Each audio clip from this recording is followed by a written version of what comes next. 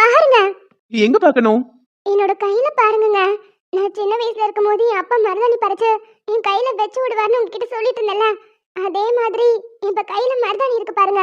நான் தூங்கிட்டு இருக்கும்போது கனவுல வந்து வச்சு விட்டுட்டு போயிட்டாருன்னு நினைக்கிறேன்.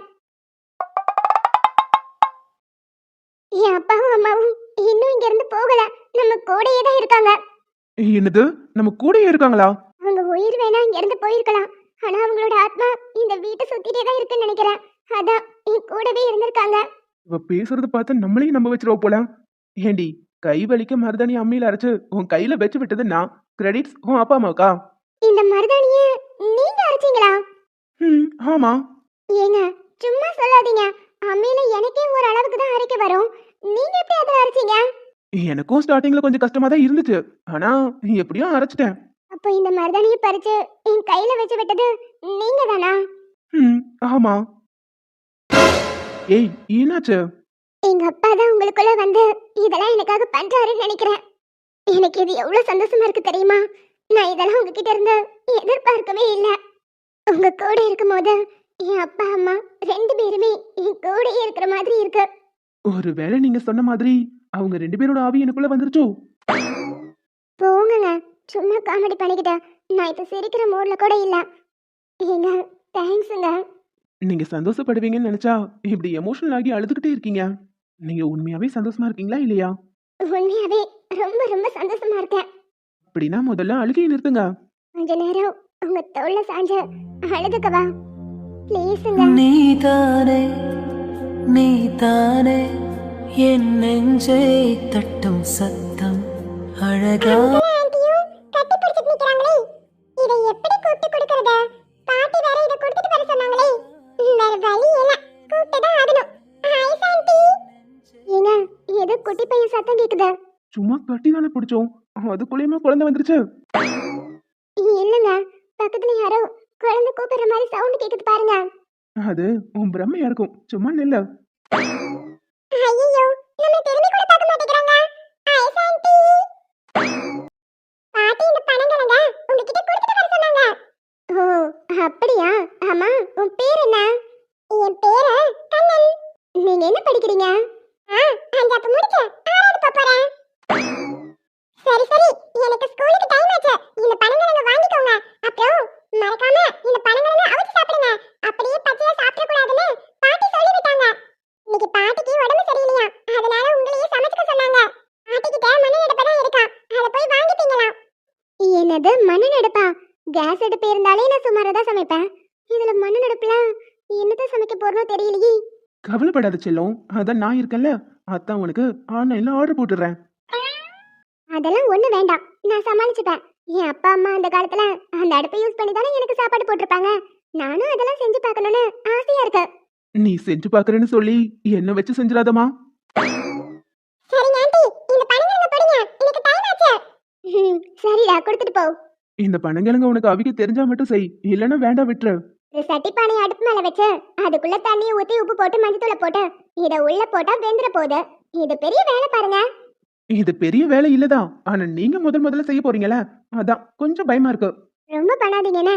சரி, நான் போய் ரெஃப்ரெஷ் ஆயிட்டு வரேன். நீங்க அடுப்பு மட்டும் அவங்க வீட்டுல போய் எடுத்துட்டு வந்துருங்க. வீட்டுக்கு பின்னாடி இருக்குன்னு சொன்னான். குளிச்சுட்டு அங்க கிச்சன் கிட்ட பப்ஸ் வாங்கி வச்சிருக்கேன், எடுத்து சாப்பிட்ரு. என்னது பப்ஸா? ஆமா, அது எந்த கேப்ல போய் வாங்கிட்டு வந்தீங்க? எழுப்ப நல்லா குரட்டை விட்டு தூங்கிட்டு இருந்தீங்களா, அந்த கேப்ல தான். ஆனா இங்க இருந்து மெயினுக்கு போறதுக்கு ரொம்ப நேரம் ஆகுமே, அவ்வளவு தூரம் எப்படி போனீங்க? தெருவுல ஒருத்தவங்க வித்துட்டு வந்தாங்க, அவங்க கிட்ட தான் வாங்கினேன். எப்படியும் எந்திரிச்சதும் பசிக்குதுன்னு சொல்லுவீங்க, அதான் உங்களுக்காக வாங்கி வச்சுட்டேன். பாரா, காலையில இருந்து ஒரே அதிர்ச்சிக்கு மேல அதிர்ச்சியா தான் இருக்கு. ஏங்க எனக்கு ஒரு டவுட். திடீர்னு எனக்கு பிடிக்கும்னு சொல்லி என் வீட்டுக்கு கூட்டிட்டு வந்திருக்கீங்க. பார்த்து பார்த்து எனக்கு பிடிச்சதெல்லாம் செய்றீங்க. இதெல்லாம் எதுக்காக? எல்லாத்துக்கும் ஒரு காரணம் இருக்கு. அதுதான், அந்த காரணம் என்னன்னு தான் கேக்குறேன். நேரம் வரும்போது சொல்றேன். எனக்கு தெரிஞ்சு அடுப்பு பத்த வைக்கிறதுக்கே ஒரு நாள் ஆயிரும் நினைக்கிறேன். அப்படிலாம் ஒண்ணு இல்ல. கேஸ் அடுப்புனா லைட்டை வச்சு டப்புன்னு ஆன் பண்ணிடலாம். இது எரியவே மாட்டேங்குது. இந்த பக்கத்துல இருக்கிற லொட்டு அடிச்சு இதை வேற திருக்கி விட்டாதான் எரியுது. அப்பவும் பாருங்க, மண்ணோட வரவே மாட்டேங்குது. நான் வேணும்னா ஒரு ஐடியா சொல்லட்டுமா? ஹோட்டல்ல ஆர்டர் போடலாங்கிற ஐடியாவை தவிர வேற என்ன ஐடியா வேணாலும் கொடுங்க. அந்த ஒரு ஐடியா தான் வச்சிருந்தேன், அதை விட்டா வேற என்ன ஐடியா கொடுக்கறது? சரி ஒண்ணு பண்ணுவோம், இந்த அடுப்பை எப்படி ஆன் பண்றதுன்னு நெட்ல பார்க்கலாம். அட ஆமால்ல, இது கூட நல்ல ஐடியாவே இருக்கே. பேசாம போன் எடுங்க, நெட்ல பார்த்தா இந்த அடுப்பை எப்படி ஆன் பண்ணலாம்னு முதல்ல கண்டுபிடிப்போம். ம், இருங்க பாக்குறேன். அண்ணனை அடுப்பை சுலபமா எரிய வைக்கிறது எப்படின்னு இந்த வீடியோல பார்க்கலாம் வாங்க. அதை பார்க்கறதுக்கு முன்னாடி சேனலை மறக்காம சப்ஸ்கிரைப் பண்ணிருங்க. அப்படியே பக்கத்துல இருக்கிற பெல் பட்டனை கிளிக் பண்ணுங்க. அப்பதான் நாங்க போடுற வீடியோ உங்களுக்கு உடனுக்குடனே வந்து சேரும். இப்ப வீடியோக்குள்ள போலாம் வாங்க. ஏங்க, அடுப்பை எப்படி எரிய வைக்கலாம்னு கேட்டா பாதி பக்கத்துக்கு பேசி இப்படி கடுப்பு ஏத்துறாங்க. அதெல்லாம் முதல்ல ஸ்கிப் பண்ணி விடுங்க. இதுல இடையில இன்னொரு விளம்பரம் வேற. அட இருடி, இத பார்த்து அப்படியே பண்ணிரு. ஹை, ஸ்டவ் ஆன் ஆயிருச்சு. இனி பனங்கிழங்கு உள்ள போட்டு வேக வைக்க வேண்டியதுதான் பாக்கி. மூடி வச்சுட்டு கொஞ்ச நேரம் வெளியே வாக்கிங் போயிட்டு வருவோம். அதுக்குள்ளேயே வெந்துரும். இங்க பனங்கிழங்கு வச்சுட்டு வெளியே வாக்கிங் போனா வரதுக்குள்ள கருகிறாது. அடுப்பு மிதமான சூட்ல தானே எரிஞ்சுக்கிட்டு இருக்க, அதெல்லாம் கருகாது. சரி ஓகே வாங்க. தலை சுத்துற மாதிரி இருக்கு. இன்னும் நடக்கவே ஸ்டார்ட் பண்ணல, அதுக்குள்ளேயும் தலை சுத்துதுன்னு சொல்றீங்க? என்னன்னே தெரியலங்க, அடிக்கடி தலை சுத்துது. வாய்க்கு ருசியா ஏதாவது சாப்பிட்டுட்டே இருக்கணும் போல இருக்கு. பசி மயக்கமா இருக்கும். காலையில இருந்து நீங்க ஒழுங்கா எதுவும் சாப்பிடல. இருக்கலாம். காலையில ஒரு டம்ளர் டீ, பப்ஸ், அப்புறம் ஒரு டம்ளர் பால், 10 பிஸ்கட், அவ்வளவுதான் சாப்பிட்டேன். வேற எதுவுமே சாப்பிடல. நம்ம வீட்ல இருந்திருந்தா இந்நேரம் இட்லி வடை சாம்பார் பொங்கல்னு எல்லாமே உள்ள போயிருக்கும். ஆமா, இன்னைக்குன்னு பார்த்து பாட்டிக்கு உடம்பு சரியில்லை. பாட்டியும் எதுவும் செஞ்சு தரல. பனங்கிழங்கு அடுப்புல வெந்துகிட்டு இருக்கு. அதை அவிஞ்சு அதை கொஞ்சம் சாப்பிட்டுட்டு அப்புறம் சோறு பொங்கிடலாம். ஐஷு, முடியலனா சொல்லுங்க, நம்ம வேணா வெளியே போய் சாப்பிட்டுட்டு வந்துடலாம். இல்ல வேண்டாம். ஏன் அம்மா அப்பா இந்த அடுப்புல தானே சமைச்சு எனக்கு சாப்பாடு கொடுத்திருப்பாங்க. இன்னைக்கு ஒரு நாள் மட்டும் அவங்க இருந்த மாதிரி நம்மளும் இருந்து பார்க்கணும்னு ஆசையா இருக்கு. சரி ஓகே வாங்க உள்ள போலாம். பனங்கிழங்கு நேரம் வெந்திருக்கும்னு நினைக்கிறேன். வாங்க போய் சாப்பிட்டுட்டு வரலாம். ஏப்பா தம்பி, ஏங்க யாருமே இந்த கத்திரிப்பு மண்டை இப்படி வினோதமா இருக்கு. அட இருடி கேப்போம். இந்த வீடு ரொம்ப நாளா பூட்டில கிடந்துச்சு. இங்க என்ன பண்றீங்க? இந்த வீட்டோட சாவி கூட பக்கத்து வீட்டு பங்கஜ பாட்டிக்கிட்டல இருக்கு. அது வந்துங்கம்மா, இது எங்க வீடுதான். இது எங்க அம்மா அப்பா வாழ்ந்த வீடு. அவங்க இறந்ததுக்கு அப்புறம் நான் என் அங்கிள் ஆண்டி வீட்ல தான் வளர்ந்தேன். நாங்க தான் பாட்டியை பாத்துக்க சொல்லியிருக்கோம். ஓ அப்படியா சங்கதி. சரிம்மா, எதுக்கும் பார்த்து சூதானமா இருந்துக்கோங்க. பூட்டி கிடந்த வீடு பாத்தீங்களா, அதுக்காக தான் சொல்றேன். ஊருக்கு ஒதுக்குப்புறமா வேற இருக்கு. இங்க வேற மோகினி பிசாசு நடமாட்டம் இருக்கும். இப்படி மதியானம் உச்சி வெயிலெல்லாம் வந்து வெளியே நிக்காதீங்க. என்னது மோகினி பிசாசா? ஏங்க, இவங்க சொல்றத பார்த்தா எனக்கே பயமா இருக்கு. இவங்களே வினோதமா தான் இருக்காங்க. எனக்கும் கொஞ்சம் ஜர்க்காக தான் செய்யுது. கொஞ்சம் அமைதியா இரு. நீங்க தான் ஆம்பளை சிங்கமாச்சே, உங்களுக்குலாம் பயம் இருக்காதுல்ல? நானும் பயப்பட மாட்டேன், ஆனா பேய்னா கொஞ்சம் பயம். என்னம்மா புரிஞ்சுதுல? பார்த்து சூதானமா இருந்துக்கோங்க. கதவெல்லாம் நல்லா பூட்டிக்கிட்டு இருங்க. சரிங்கம்மா. ஏங்க ஏங்க ஏய் ஏண்டி கத்துற? நானே ஜர்க்காய் நிக்கிறேன். ஏங்க பயப்படாதீங்க. பகல் நேரத்துல எல்லாம் மோகினி பிசாசுலாம் வராது. நான் நிறைய கதைகளை கேள்விப்பட்டிருக்கேன். நீங்க வாங்க, பனங்கிழங்கு வெந்துருச்சா வேகலையா போய் பார்த்துட்டு வருவோம். ஆமா ஆமா வாங்க போயிடலாம். என்னங்க இது? இங்க வச்ச அந்த பனங்கிழங்கு அடுப்பை எதையுமே காணோம். ஒருவேளை அந்த அம்மா சொன்ன மாதிரி உண்மையாவே மோகினி பிசாசு தான் வந்து தூக்கிட்டு போயிருச்சோ? சிச்சி, அப்படிலாம் எதுவும் இருக்காது. யாராவது வந்து எடுத்துட்டு போயிருப்பாங்க. யாரு வந்து எடுத்துட்டு போயிருப்பா? முன் வாசல் சாத்தி வச்சிருந்தோம், பின் வாசல் வழியா நடந்துட்டு இருந்தோம். யாரும் உள்ள வர சான்ஸே இல்லங்க. லாஜிக் கரெக்ட் தான், பட் யார் எடுத்திருப்பா? நான் தான் எடுத்தேன். நாயே, இதெல்லாம் ஓ வேலை தானா? பாலனா, நீங்க எப்படி உள்ள வந்தீங்க? கதவு தான் சாத்தி இருந்துச்சே. ஓ அதுவா, லேசா தள்ளுன திறந்துருச்சு. உள்ள வந்து பார்த்தா பனங்கிழங்கு கம கமன்னு வெந்துட்டு இருந்துச்சு.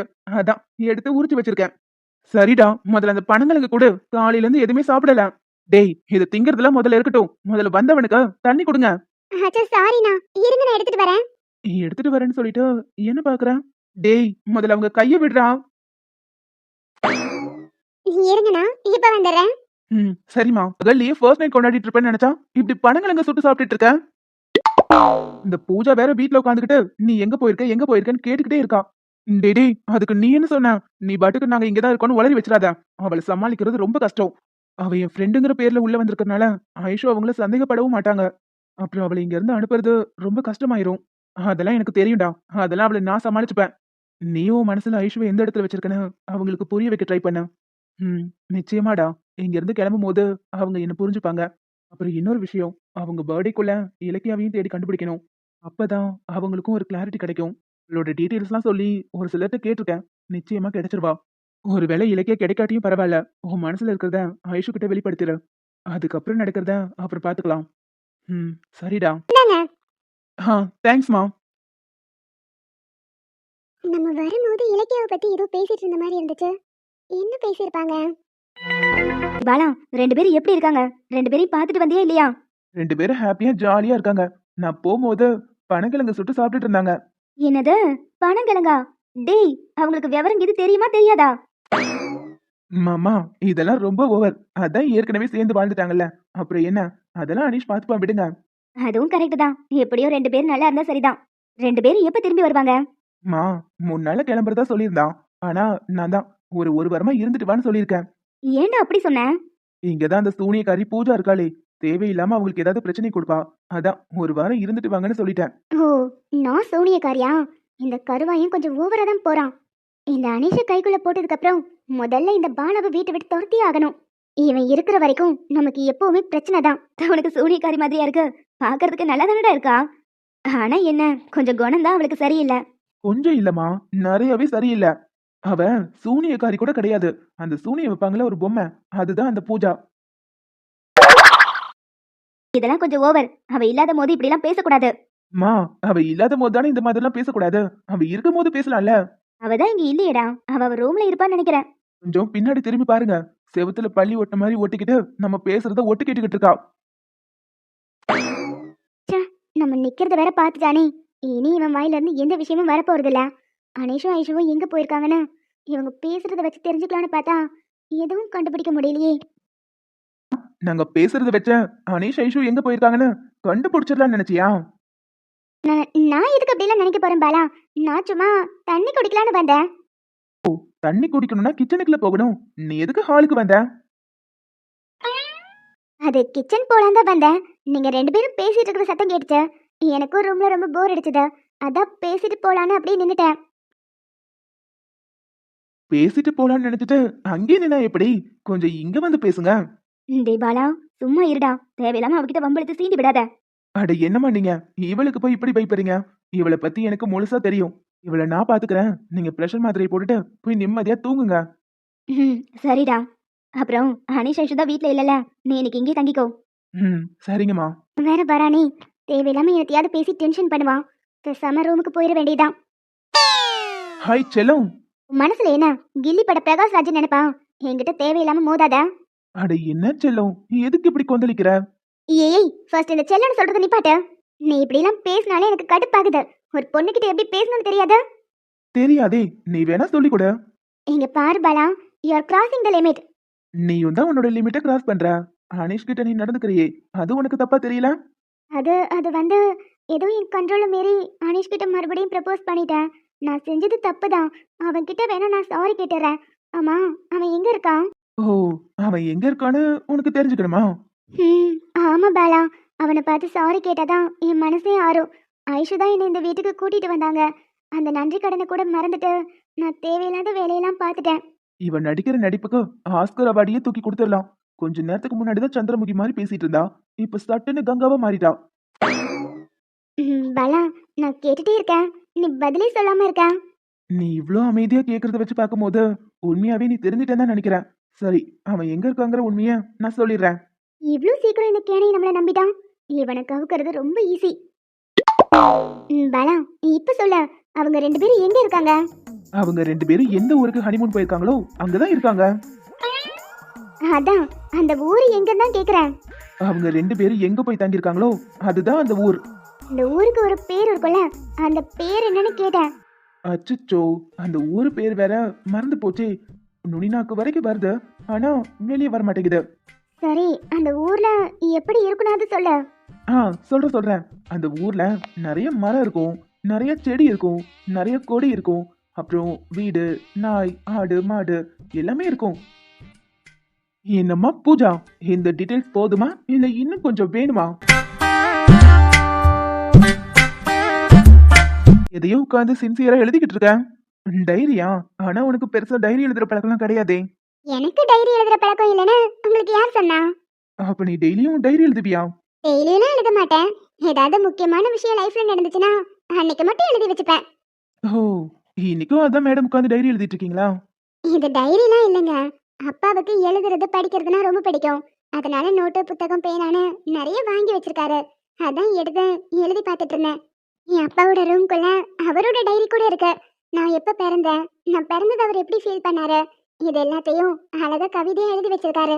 இதெல்லாம் புதுசா பாக்குற மாதிரி இவ்வளவு எக்ஸைட் ஆகுறீங்க. ஏற்கனவே சதீஷும் ஆதியும் உங்களை இங்க கூட்டிட்டு வந்திருப்பாங்கல்ல? கூட்டிட்டு வந்திருக்காங்க. ஆனா அப்பதான் எனக்கு பார்வை கிடையாதுல்ல.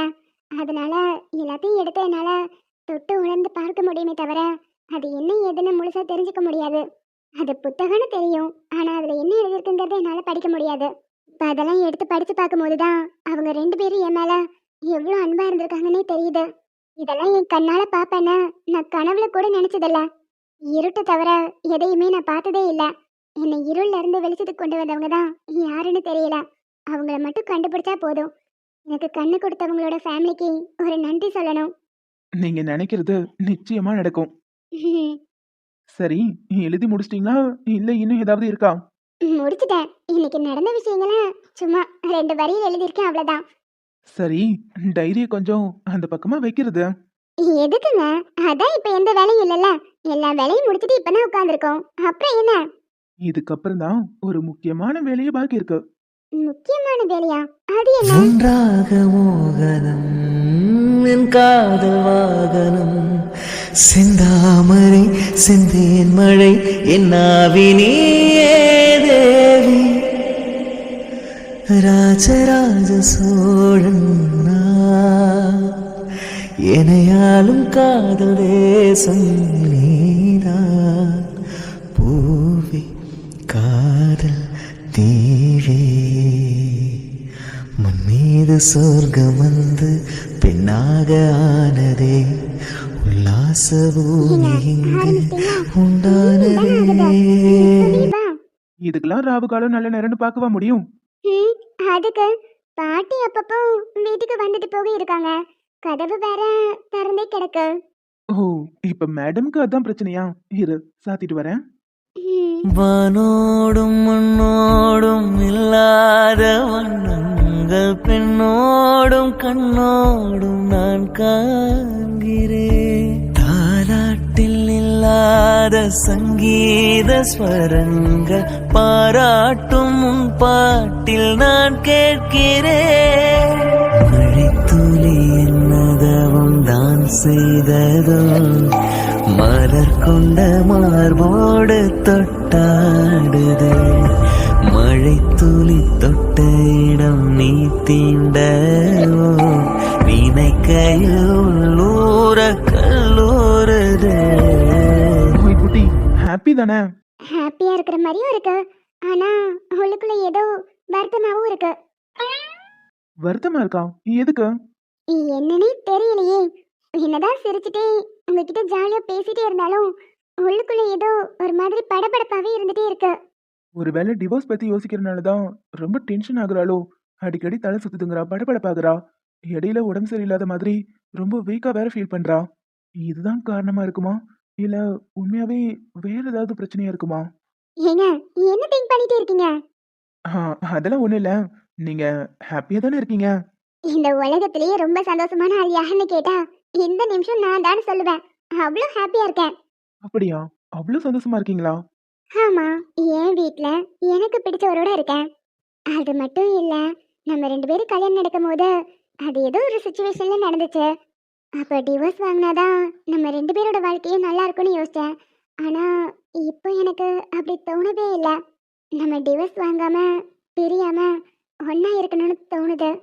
அது நடக்காதுன்னு தெரியும், ஆனா நடந்தா நல்லா இருக்கும்.